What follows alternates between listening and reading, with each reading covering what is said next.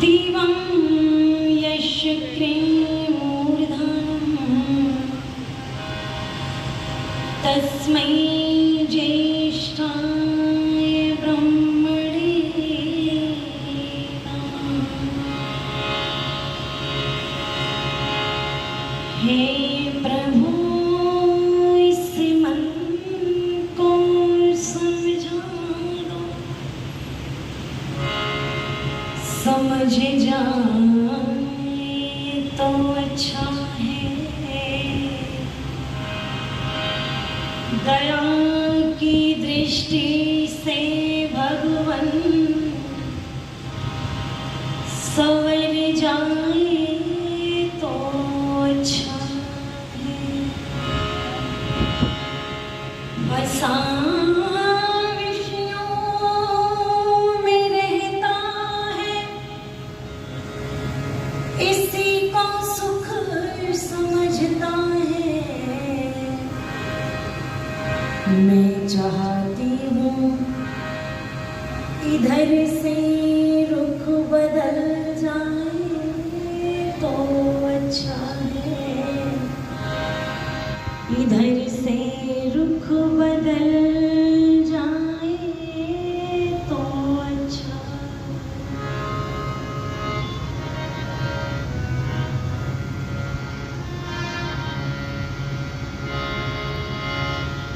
मेरी चादर ओढ़ के कैसे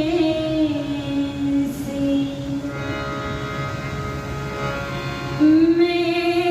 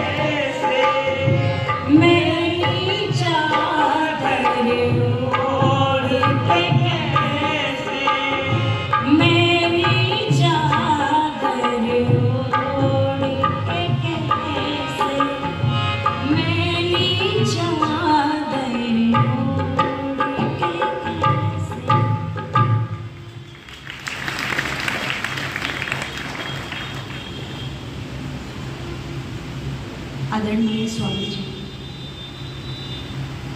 ब्रह्मानंद जी, मेरे से पहले जिनका बहुत सुंदर उद्बोधन आचार्य श्री सुना सुश्रुत श्याम जी, आदरणीय बहन नमो आर्या ने बहुत सुंदर भजन पेश आपके गति में रखे। हमारा पूरा प्रेषक परिवार मंच पर विराजमान आदरणीय श्री धर्मवीर जी, पवित्र आर्य समाज के महान व्यक्ति जिन्होंने यज्ञ संपन्न कराया, आदरणीय माता मनोज आर्य जी, इस पवित्र आर्य समाज के प्रधान जी, मंत्री जी, कोषाध्यक्ष, सभी कार्यकारिणी के सदस्य, अधिकारी वृंद, धर्मनिष्ठ बंधुओं, पूजनीय वंदनीय मातृशक्ति विद्यालयों से पधारे हुए भाई और बहन,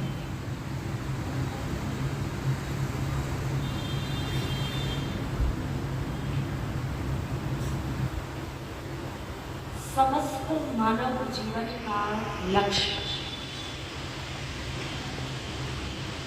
ये प्रश्न आज का नहीं है, जब से सृष्टि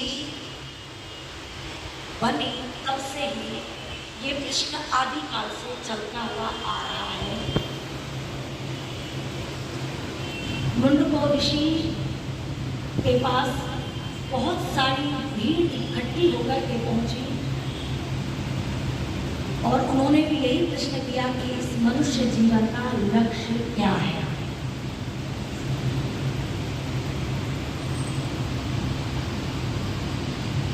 वो कहते हैं कि ऐसे सुख को प्राप्त करना है जिसमें किसी भी प्रकार की कोई बाधा ना हो।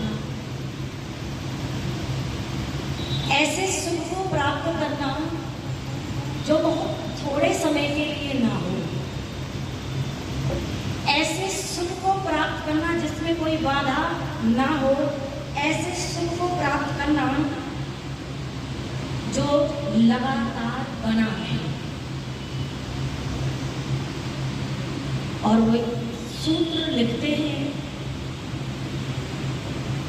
प्रणवो धनु सरोहि आत्मा ब्रह्म तत्व लक्ष्य उच्यते। प्रणवो ओम, धनु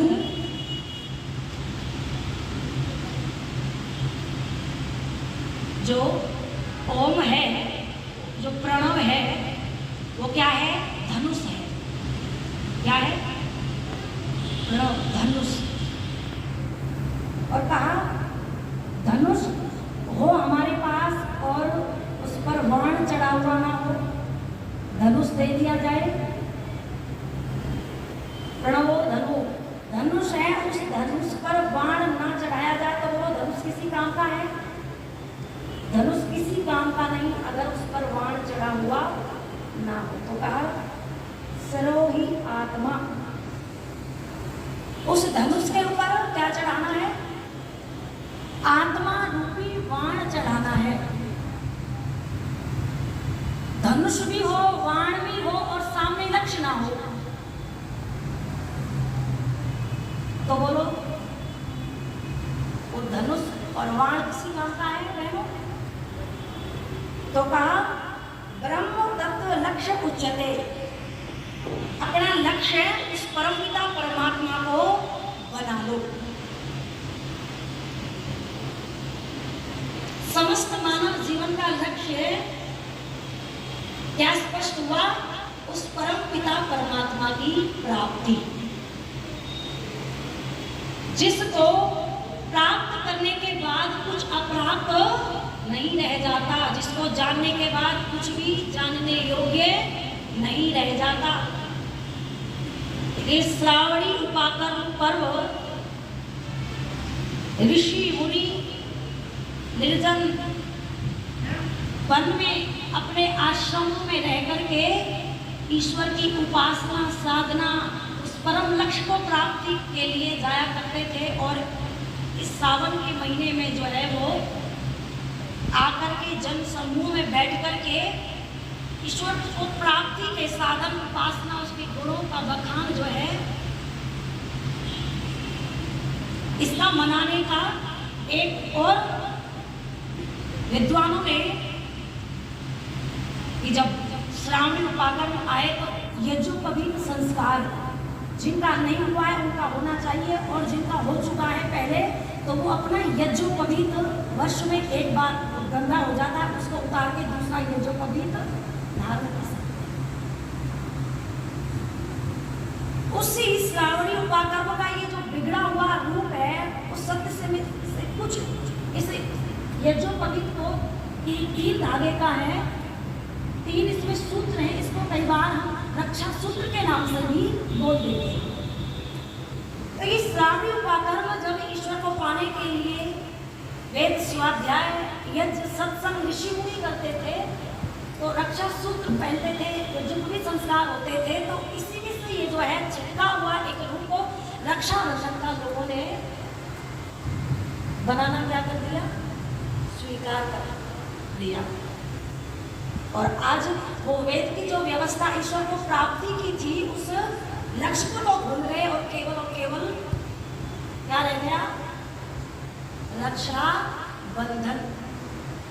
बहन जो है भाई की कलाई पर क्या बांधती है, राखी बांधती है और भाई उसे जो है कुछ उपहार रूप में कुछ दान दक्षिणा दे देता है।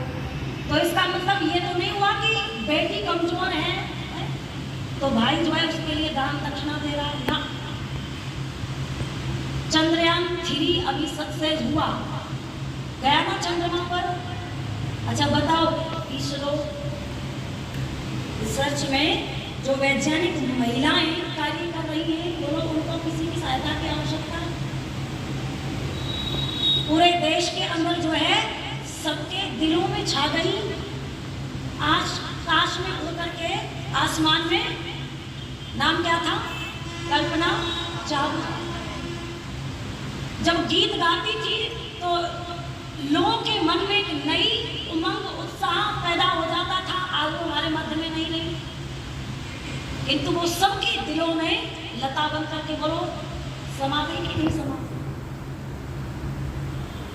सबके दिलों में लता बन करके समा गई, सबके दिलों में जो है आकाश में कल्पना चावला बन करके उड़ गई। अच्छा बताओ, उस बेटी को किसी की सहायता की जरूरत है, किसी की सहायता की जरूरत नहीं है। हाँ, विवाह जब संस्कार होता है, कल थोड़ी सी चर्चा मैंने की थी, परिवार कब बनता है, जब स्त्री और पुरुष दो परस्पर मिलते हैं। उसमें जो है भाई पीछे खड़ा होकर के खील बहन के हाथ में भरता है। अच्छा आप जानते हो कि खील की ही आहुतियां लाजा हो हवन जिसको कहते हैं, वो खील की आहुतियां उसमें क्यों डाली जाती हैं? इसका वैज्ञानिक कारण यह है कि इस दुनिया में खील से सफेद वस्तु कोई होती ही नहीं है। और उसका एक कारण है कि जो चावल हम खाते हैं ना, जो धान पैदा करता है किसान, पहले उसकी पौध तैयार करता है कि नहीं करता? उसकी पौध तैयार करता है, उस पौध को उखाड़ के दूसरे स्थान पर लगाता है। वो पौध जब तैयार हो जाता है उसको दूसरे स्थान पर लगाता है तो वो दूसरे स्थान पर फलीभूत होती है। ऐसे ही बेटी पैदा तो कहाँ होती है, पिता के कुल में होती है, किंतु फलीभूत कहाँ जा करके होती है, बोलो बहनों, पति के कुल में। इसलिए भाई जो है उन खीलों को बहन के हाथों में देता है और ईश्वर से प्रार्थना करता है कि परमपिता परमात्मा, आप मुझे इतनी शक्ति देना, आप मुझे इतना सामर्थ्य देना कि ये बहन जब भी इस घर में आए, देखो उस दिन विदा करता है कौन? पिता। भाई विदा नहीं करता, भाई कहता भी है बहन तू पिता के परिवार से, पिता के घर से विदा हो रही है, पर भाई के घर से विदा नहीं हो रही। तू जब भी इस घर में आए तो मेरे अंदर इतनी सामर्थ्य, इतनी शक्ति हो, ईश्वर परमेश्वर मुझे इतना सामर्थ्य प्रदान करे कि तू जब भी रक्षाबंधन पर, तीज त्योहार पर इस घर में आए तो मैं उचित मान सम्मान दान दक्षिणा देकर के तुझे ससुराल के लिए विदाई दे सकती। बेटियों को बहनों को देना कहीं भी बुरा नहीं बताया गया, यदि है तो दो, खूब दो बहनों को। जिस घर में आकर के बहन त्योहार मनाती है, भाई देखो वो कहीं भी रहती है, जहां भी रहती है, अपने भाई भतीजे की क्या चाहती है, कुशल क्षेम चाहती कि नहीं चाहती। मेरी माताएं बैठी हुई हैं, ये आशीर्वाद देती है ना अपनी बहुओं को, दूधो नाओ पूतो फलो, एक आशीर्वाद और दे दिया करोगे बहुओं को, बेटियों को, क्या कि बेटी तेरे भाई भतीजे जीत रहे।